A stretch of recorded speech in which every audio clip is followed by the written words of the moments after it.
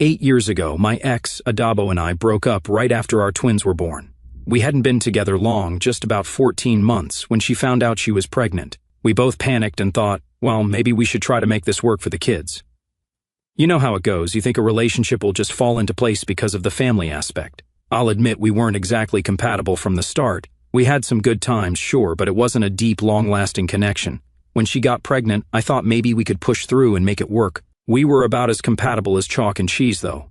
Still, for the twins, we gave it our best shot for a while. Things were okay for a time. We had arguments, as people do, but nothing major. We co-parented well enough and weren't at each other's throats. Then she met someone new, someone she thought she could have a future with. I got it, she wanted a fresh start, something different from what we had. She was upfront about it, and we agreed that splitting up was for the best. I can't say I was heartbroken because honestly the relationship wasn't solid. We ended things amicably as far as breakups go. We settled into a rhythm with co-parenting after that. Things were smooth, or as smooth as they can be with two people raising kids from separate homes. We split time evenly, kept communication focused on the kids, and co-parented decently. We both wanted to ensure the twins weren't affected by any tension, so we made a real effort. The kids got time with both of us, and we didn't have child support since we split everything evenly. 2 years after we split, Adabo met her now husband.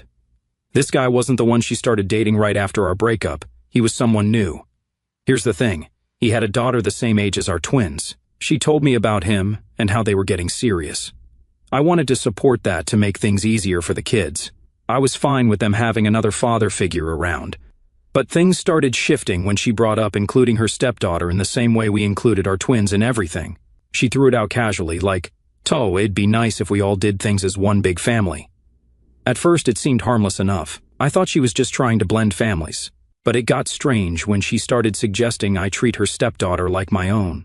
Let me be clear, I have nothing against her stepdaughter. She's just a kid in the middle of all this. But Adabo seemed to think that because we were connected through the twins, I was obligated to make her stepdaughter part of every activity and outing I had with my kids. When we first talked about it, I told her that while I understood she wanted everyone included, it wasn't my responsibility to act as a dad to her new husband's kid.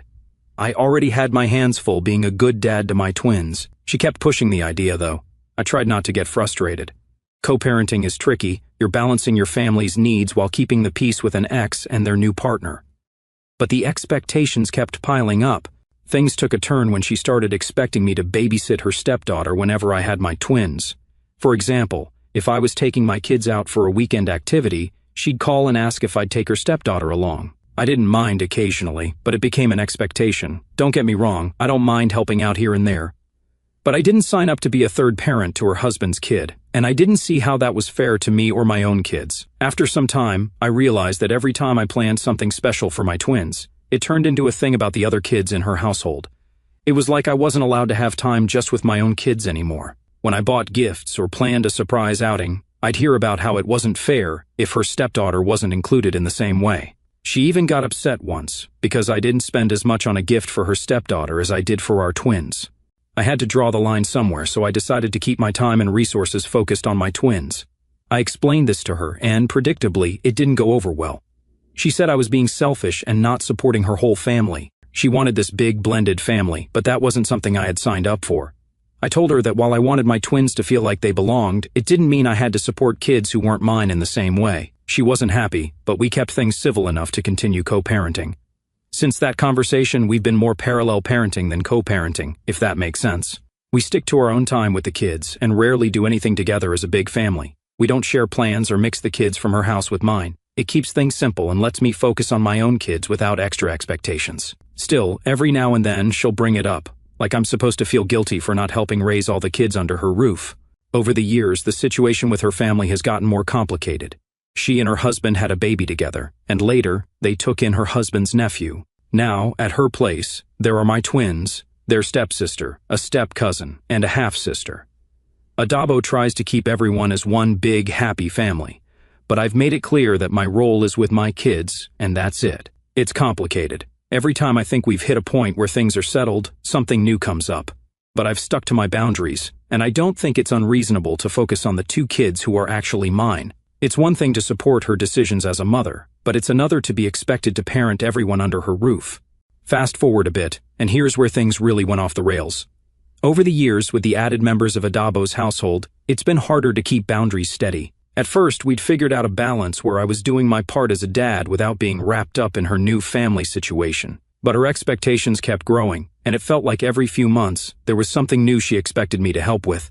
Her stepdaughter, her husband's nephew, their baby together. It was like they kept adding layers, and somehow I was supposed to shoulder some of that load. Then came this whole school trip thing. The school my kids go to is small, so they're in a mixed-age class, which means they're in the same classroom as their stepsister and step-cousin. Fair enough, it's unusual but works for the school, and it doesn't bother me. What I didn't expect was how it would turn into a thing with their mom and stepdad about what I was supposed to pay for. This trip is a big deal for the kids. It's not just a small field trip, it's a visit to an interactive museum that's supposed to be amazing. The school plans hands-on learning and workshops. It's pricey, no doubt, but my twins were super excited, and it seemed like a good memory for them. I can cover the cost, so I figured why not? I paid for them. I told Adabo about it, thinking she'd be glad the twins were getting this experience. Wrong. The minute I mentioned paying for it, she got weirdly quiet, then flat out said that if the other kids couldn't go, it wasn't fair. At first, I thought she was joking, like there's no way she expected me to pay for the other two as well. But she was dead serious. She said it's not right for our kids to go on this luxury trip, if her other kids can't go too. I tried to keep calm and told her I'm paying for my twins because they're my responsibility. I suggested maybe she and her husband could try fundraising or saving up for the other kids if it meant that much. But then she hit me with, "You need to think about how they're all going to feel watching your kids go on this trip and being left behind. Apparently, the whole household will fall apart if these kids don't all get the same experiences." Here's where it got heated. Her husband jumped in, saying it's unfair to treat the kids differently. I'm all for fairness, but there's a line here. His stepsister and nephew aren't my responsibility, and I'm not made of money. I asked him straight up, "Shoo, why is it my job to pay for all the kids in your house?" He gave me this look like I was the selfish one. He even went on a rant about how they're all supposed to be siblings and how I'm sabotaging their family. Look, I get it. No kid wants to be left out. But at some point, they have to understand I'm not their dad. Adabo has decided to bring in these other kids and create this new family setup. That's her choice, and I'm not about to be guilt-tripped into paying for every kid she takes under her roof. What really set me off was when they made it sound like I was being cruel. They talked about how this would damage the kids' relationships, and that it would be my fault if our twins and their stepsister grew apart over something like this. Come on. I'm just a dad trying to do something nice for my own kids, and somehow it's turned into family drama about what I'm not doing for kids who aren't mine. I said, look, I don't think it's fair to expect me to cover everyone's expenses. This trip is a treat for our twins. It's during my time with them, and I want them to go. I don't see how that's unfair to anyone." But Adabo kept going, saying that if our twins go and the other kids don't, they'll feel treated as less than, and I should care about that. Her husband even brought up in family unity and said that if the kids resent each other, it'll be on me. At that point, I was over it. This wasn't about family unity, it was about them making their financial choices my problem. It's not like they're struggling to get by either. They have decent jobs, and if this trip meant that much, they could find a way to make it work without relying on me. It's not my job to stretch my finances to make up for what they can't or won't do. The argument went in circles. They kept bringing up fairness and how I should think about the family, but I stood my ground. I told them it wasn't my fault they couldn't send the other kids and that I wasn't going to let them guilt-trip me into paying for it. That's where we left it, but I could tell from the look on her face that this was far from over. Honestly, I walked away from that conversation feeling irritated and confused. No matter how much I explained that I wasn't responsible for all her family's kids, they weren't hearing it. Somehow my focus on my own kids had become an issue, and I was being made out to be the villain in their family story. It's exhausting. I just wanted to do something nice for my twins, and now it's become this giant issue about fairness and unity. I feel like I'm walking a tightrope where every decision could spark another argument. All I wanted was to give my kids a fun experience, but apparently that's too much to ask. After the argument over the school trip, I figured that would be the end of it, at least for now.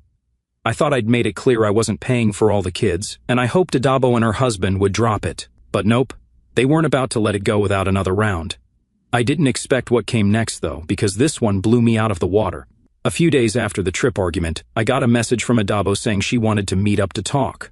I knew this wasn't going to be a friendly coffee date, but I figured it's better to get it over with than to keep going back and forth through text.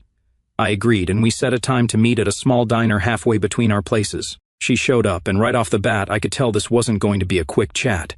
She had that serious look on her face, the one where you know they've rehearsed what they're going to say. She sat down and started with, Sin, I don't think you are understanding the situation. I thought Isani understand it just fine. I'm paying for my kids, and that's that. But I let her talk. She went into this whole thing about how I need to look at the bigger picture, and how this isn't just about a school trip. It's about setting a standard for how we'll handle things going forward.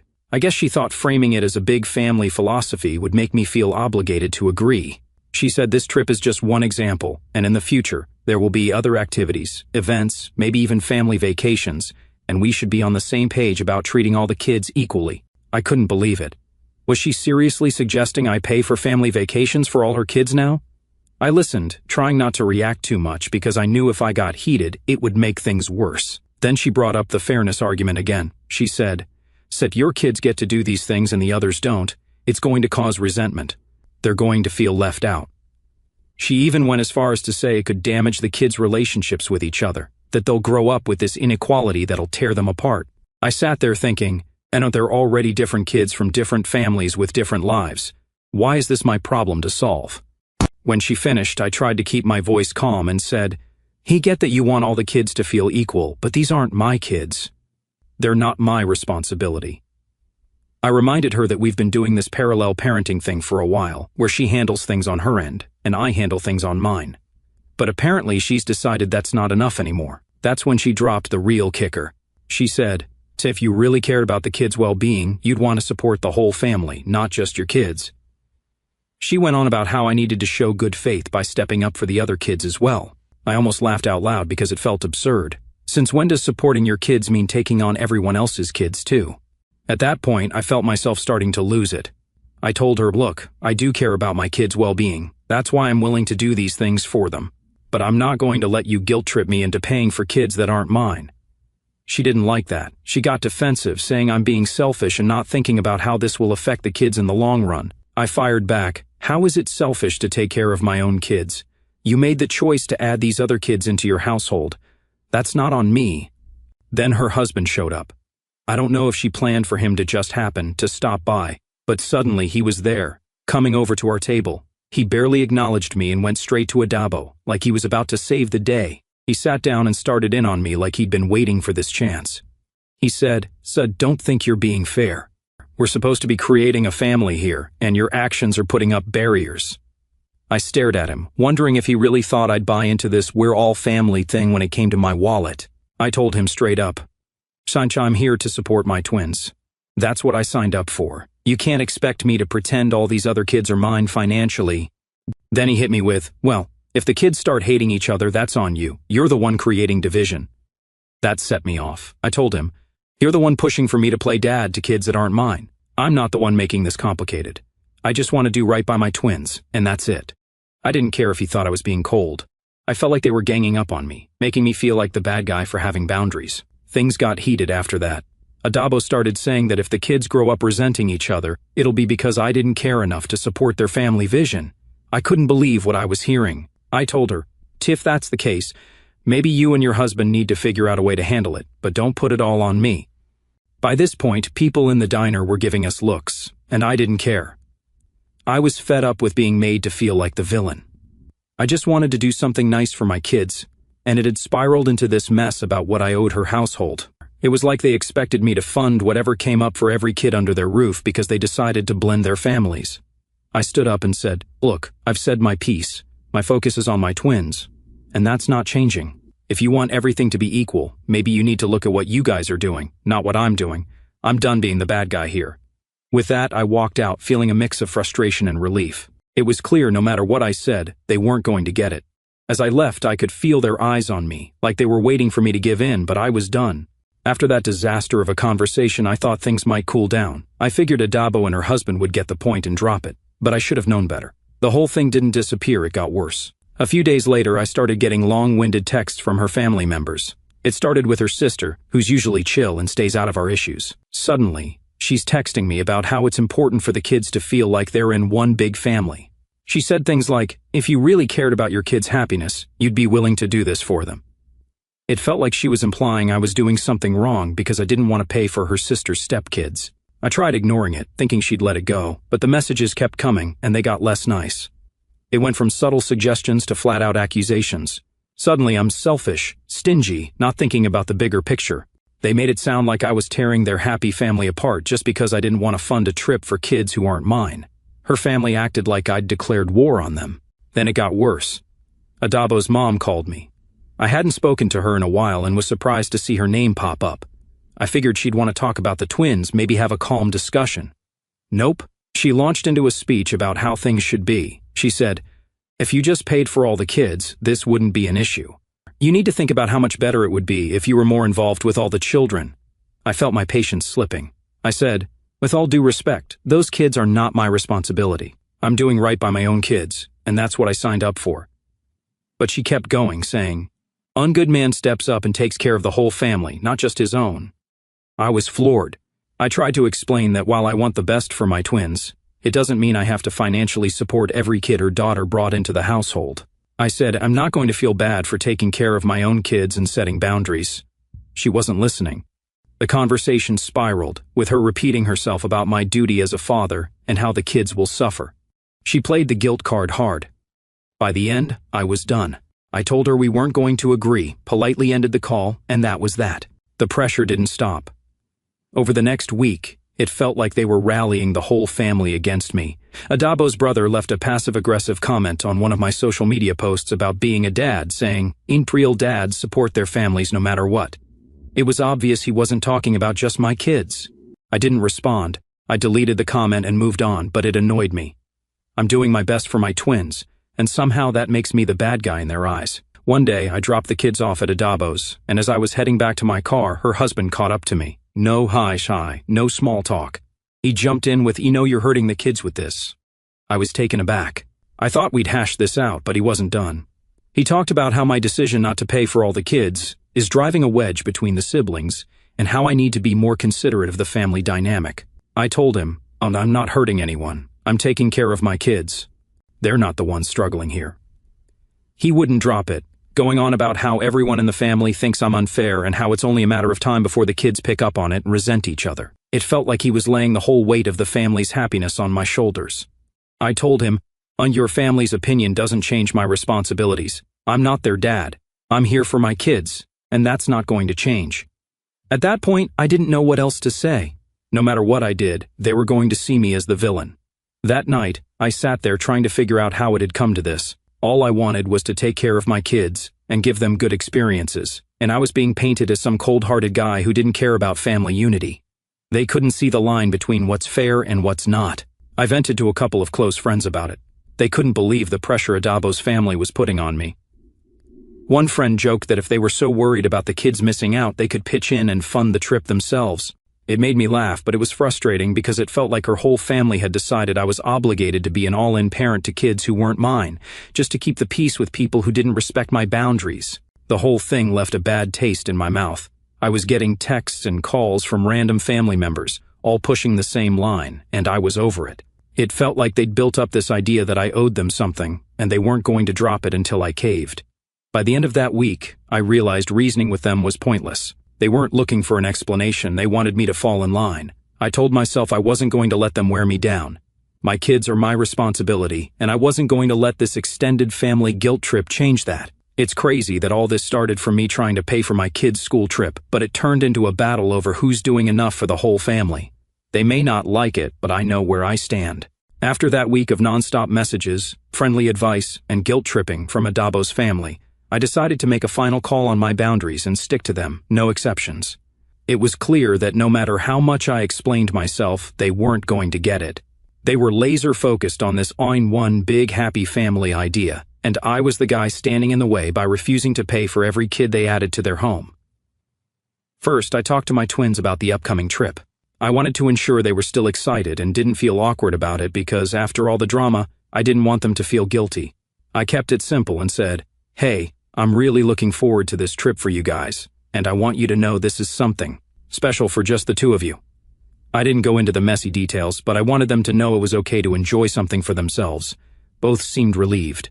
They'd picked up on some tension, kids always do, but they were happy and genuinely excited to go. That was a huge weight off my shoulders. I needed them to know they deserved nice experiences without feeling responsible for anyone else. With that settled, I knew I had to set clear boundaries with Adabo and her family. Not just a vague and paying for my kids only boundary, but a real line they'd understand couldn't be crossed. I called her, keeping it calm and straightforward because I didn't want another hour-long argument. I said, "Look, my role as a parent is to support my twins.